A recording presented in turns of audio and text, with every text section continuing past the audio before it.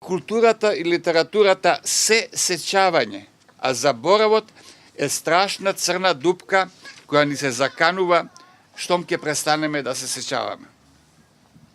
Делото на Славко Јаневски е еден огромен мајдан кон кој треба постојано да се враќаме и постојано да откриваме во него скапоценности што овој голем уметник ги расеал низ безброј страници.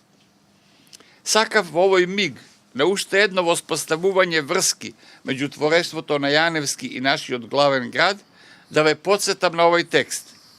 Земете и прочитајте го пак штом ќе најдете можност. Тоа е една прекрасна прозна поема за Скопје, еден книжевен споменик на неговото траење низ векови, а и уште една причина градот да се потсети на овој свој жител кој се родил, живеел и творел во него и кој создал дела што додаваат невидливи, но трајни тули во неговата градба.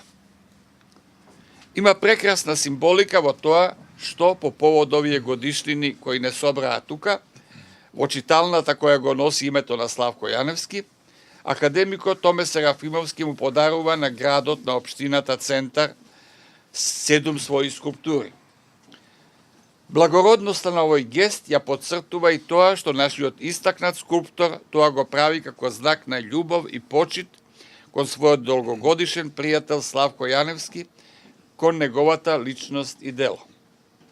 Му посакувам на академик Серафимовски неговите скулптури да бидат трајни белези на Скопје и заедно со книжевните пораки на Јаневски да се впишат во неизбришливата меморија на нашиот град.